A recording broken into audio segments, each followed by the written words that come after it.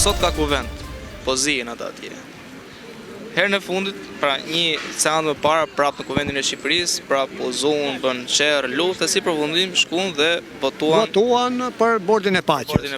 Votuan edhe për amnistin penale, votuan edhe për amnistin fiskale, votuan edhe për kodin zgjedhor, votuan edhe për bashkë, të gjitha, votuan edhe për diasporën. Pra bashkë. Po pse u zonë, tani të bëjmë llogarinë, se në fund bëjmë llogari, kur shkosh ti pasi të kesh dhënë këtë intervistë, do vesh atje dhe do marrësh rrugën për atë që do, se te leku bëhet fjala.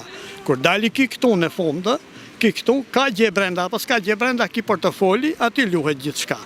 Ajo pas ka ilaçe. Po ilaçe ka, sepse nuk kemi lekë dhe i përballojmë me ilaçe mungesën. Si shumë të tjerë, se mos jam unë i vetmi. Tani, sa kishin shpenzuar për udhëtime deputetët e parlamentit shqiptar?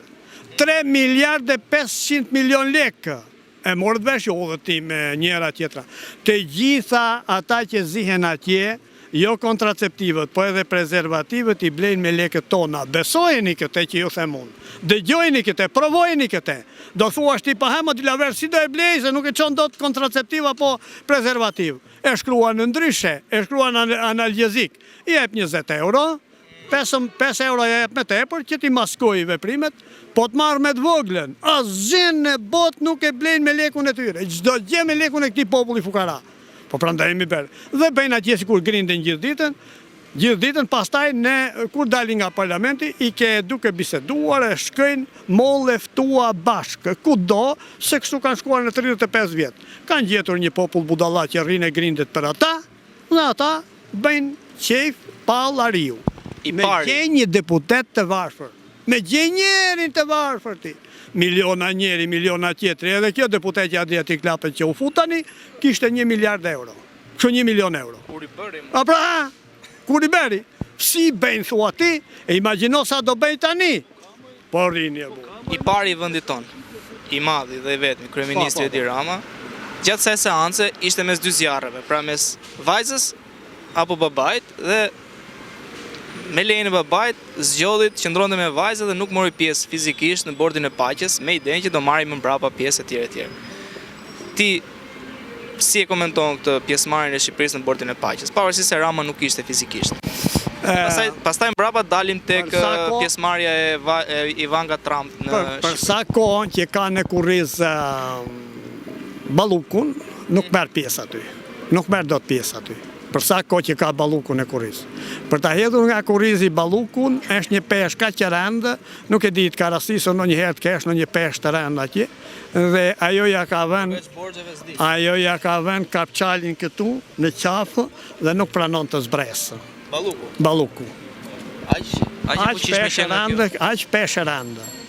Me habis. Sa e bën Ballukun aq të rëndë? Po ta shikosh se si njëri është lehtë. Edhe unë jam duke habitur. Ajo, domethënë, ka bërë një jetë mondane, me villa, me pasuri, me dashnor pa hesap, me luks. Se nuk losi një nga jetë të rrezikshme që ka patur afër vetes, nuk përmendet me dhe me bën përshtypje. Por ajo që me bën përshtypje më shumë është diçka tjetër që po del tani dhe nuk po e zhvendos dikush. Ta zem. Balluku e zhvendosi Veliajin. Se Balluku e zhvendosi Veliajin. Me këta të PD-s, ajo i organizonte kundër Veliajit. Ishte duke u përmendur një ministre këtu, po uroj ta transmetoni, që është duke u përpjekur që ta zhvendos Ballukun nga posti ku është. E kuptoni ju? Zëvendës ministre. Ja, ministre. Mirë po, ajo ministre ka bërë kaq shumë ndërhyrje estetike, sa që shkojnë gati 1,5 milioni euro. Dëgjojnë me vëmendje shërbimet sekrete e din. Këta të huajt, e dini, edhe u po të unë drejtoj gishtin gjithmonë, se ata e din. Nuk e kam nga vajza, e kam nga ata. Vetëm për të, do më thënë, i është përmendur që vetëm për ndërhyrjet estetike për sistemimin e ka shpenzuar mbi 300.000 euro. Ajo e cila do konkurroj Ballukun? Ajo që po përpiqet ta zhvendos Ballukun. Po me këtë ndërhyrje do zhvendos? Ajo i ka bërë këto për para se si të hash havjar edhe havjar të zije, tartuf të bardha të doj bej. Mirë po, në rrethet e ngushta jashtë përmendur nga kryeministri kjo. Ja përshënoj aty ti, edhe thuaj Dilaveri nuk më tha gjërat e sakta. Jashtë përmendur ndërhyrjet estetike që ka bërë në prej mira e mira eurosh. Është një plasje brenda, do e dëgjoni në të ardhmen. Kemi emër? Emër për momentin jo, sepse unë e di se kush është, po puna është që unë duhet kem fakt. I burja saj është thirrur në SPAK. Me mjekër, si unë e ti, është thirrur në SPAK dhe gazetat nuk kanë guxuar të shkruajnë asnjë rresht për burrin e saj, asaj ministrie. Tani kanë për ta kuptuar njerëzit. Nuk ka qenë e bukur kur është futur në politikë. Ka qenë shumë e dobët. Tani është bërë super pjeshk. Super. Një panoram shkurt për protestën që u bë së fundi nga Sali Berisha. Ajo protest është ajo protest për të mbrojtur Berishën dhe familjen e tij, intereset e tij. Nuk është më protest për Shqipërinë. Ashtu që unë do të bëhem kryeminist. Pas 35 vjetësh ti mund të bëhesh kryeminist aty, po të bëhet kryeminist ai rregullon punë vetes, e çon tekën e vet. Ora egoizmi bën çuditëra. Po prish punë vetë vendit, sepse duke patur dy non grata mbi kurriz, nuk i bën më mirë këtij vendi. Tani, ka edhe disa njerëz që kanë një ego të tmerrshme, janë të sëmur dhe thonë unë nuk kam gale i fare, thotë s'më bie ndërmend sepse djegët ky vend, mjafton që unë të sundoj mbi atë hinj që do dalë. E djegin vendin dhe e thonë filozofët e mdhej, nuk e them unë, se e thonë njerëzit na doli dhe Dilaveri të bëj atë autorësinë dhe të bëj atësinë e gjërave kaq të mëdha. Jo, nuk kam unë nga që i madh. Çështja është që ka njerëz, po ta përsëris edhe një herë, po përsëris edhe atyre që janë matan që do na ndjekin. Ka njerëz të cilët nuk e kanë problem ta djegin shtëpinë e tyre, fshatin e tyre, qytetin e tyre, vendin e tyre, edhe të sundojnë mbi hirin, vetëm të sundojnë ata, s'ka gjithë se janë mbi hirin. Mjafton ka që t'jenë ata në karrige, të letjet karrigja mbi hirin e vendit të tyre të djegur dhe të përveluar. Kjo është duke ndodhur dhe me protestën. Mjafton që ai mbaj veten e vet. Mjafton të mbaj veten e vet dhe të çojë në vend egon e tij. Janë njerëz me ego.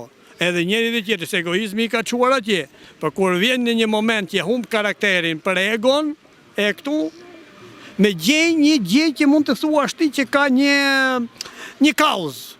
Ç'kauz ka lënë pa provuar në 35 vjet, i ka provuar të gjitha. Po pas 35 vjetësh të mbarohen kauzat, të mbarohen llafet, të mbarohet gjithçka. Se s'punon më kaq më ka njeriu. Për ata amerikanët që i mbajnë presidentin 8 vjet, diçka dinë. Në 8 vjet jep njeriu. 8 vjet kur je i ri, 14 vjet është mosha e atij zhvillimit edhe e avancimit intensiv. Kaq ka një 14 vjet, 15 vjet, nuk jep më. Pastaj fillojnë dhe priten gjërat. E fillove 18 vjeç, edhe 32 vjeç aty fillojnë edhe hormonet të jenë me të pakta, edhe zhvillimet me të pakta. Fillon dhe ngurtësohet trupi, nuk është me i trupi që ishte në rritje, është në zbritje, pavarësisht se është në stagnacion, është një periudhë stagnacioni.